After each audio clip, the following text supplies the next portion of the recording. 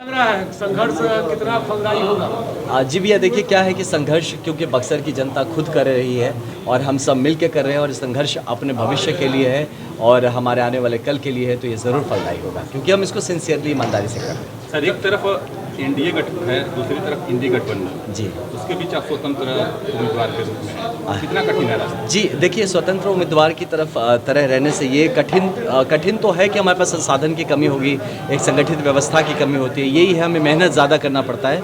लेकिन ये मान के चलते हैं कि क्योंकि हम लोग अपनी मेरिट पे काम करें, मतलब कि हम अपनी गति को तेज़ करने की कोशिश करें, हम ज़्यादा लोगों से मिलने की कोशिश करें, इसलिए हम कंपटीशन के भाव से काम नहीं कर रहे, हम सबसे कोऑपरेट करके ज़्यादा से ज़्यादा लोगों को अपने मत के हिसाब से ले आने की कोशिश करें। बातें ये भी चल रही, हो सकता है कि आप वापस हो जाए। नहीं, ऐसा नहीं होगा, ऐसा कतई नहीं होगा, आप इस पे यकीन करिए। मैं इस बात को बार बार कह रहा हूँ। देखिए, नामांकन का भी दिन आ गया, 7 तारीख हमने घोषणा भी कर दी कि 7 तारीख को हम नामांकन भी कर रहे हैं, तो ऐसा नहीं होगा।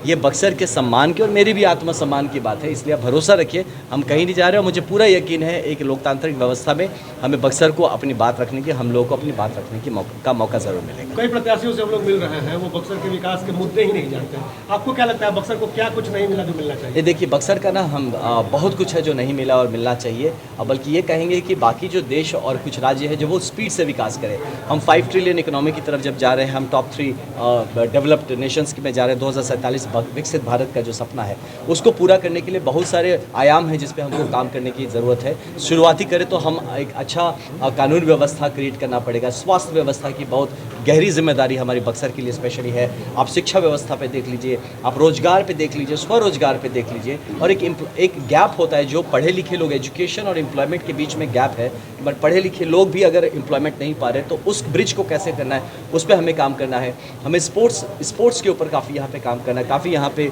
क्षमता है हमें। इसके अलावा जो आर्ट एंड कल्चर है उस पर काम करना है, ये एक आयाम है। मेरे लिए दूसरा आयाम है इंफ्रास्ट्रक्चर, सिर्फ फिजिकल इंफ्रास्ट्रक्चर नहीं, डिजिटल इंफ्रास्ट्रक्चर भी। और इसके साथ साथ इंफ्रास्ट्रक्चर के साथ जो एक चीज़ है जो हमारे पूरे इस तरफ के इकोनॉमी को घेर के रखती है वो है एग्रीकल्चर, वो है हमारा कृषि विभाग। और कृषि में आप देखें तो राइट, एक अच्छा बीज से लेके और उसके मंडी तक पहुंच के एक अच्छा उसको हमारे किसान को उसका जो उसके लायक, जो उसके जस्टिफाइड प्राइस नहीं मिल पा रहा है, जिसके चलते हमारा ओवरऑल इकोनॉमी नहीं डेवलप हो रहा है। इसके लिए भी मैंने प्लान किया। मैं बहुत जल्दी 1-2 दिन में अपना मैनिफेस्टो आपको दिखाऊंगा और जारी करूंगा, जिसको काफ़ी सारे हमारे बिहार के बच्चों ने ही, बक्सर के लोगों ने मिलकर उसको बनाया है। और जो ज़मीनी ज़रूरत को देख के हमने बनाया है, किसी तरह के हम वादे नहीं कर रहे इसमें, हम कुछ इरादे लेके आए हैं जो अपनी क्षेत्र के विकास के लिए हो और हमारे सारे आने वाले जनरेशन के लिए अवसर क्रिएट कर सके। तो आप उसको देखेंगे तो आपको ज़रूर ये सुकून मिलेगा कि एटलीस्ट चलिए कोई आपका बेटा भाई है जो कि सच में विकास के लिए आया है और हमारे भविष्य के लिए आया है। 7 तारीख को नॉमिनेशन हो रहा है, जनता को क्या संदेश देंगे? जी, मैं सबसे हाथ जोड़ के रिक्वेस्ट करूंगा कि 7 तारीख को बक्सर का नॉमिनेशन है, क्योंकि मैं ये मानता हूं कि हम लोग बक्सर के उम्मीदवार हैं, एक स्वतंत्र उम्मीदवार हैं बक्सर की तरफ से। बक्सर अपनी किस्मत के लिए, अपने भविष्य के लिए और बच्चों के भविष्य के लिए साथ आइए आप। और 7 तारीख को किला मैदान में हम सब उपस्थित रहेंगे। वहाँ पे एक जनसभा होगा जहाँ पे हम भी अपनी बात रखना चाहेंगे और चाहेंगे इस आपसे डायरेक्ट हमारी बात हो सके, और आप में से कुछ लोग अगर बोलना चाहें हम आपकी भी सुनना चाहेंगे।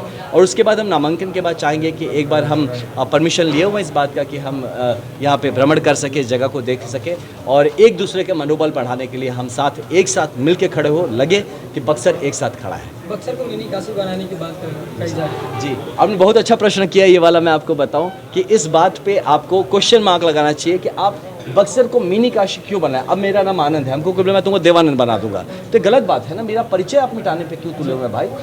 बक्सर का बहुत ही ऊर्जावान तेजस्वी इतिहास रहा है हमारा। अगर किसी को इतिहास पता नहीं होगा वही हमको मिनी काशी या बनारस बनाने की बात करेगा।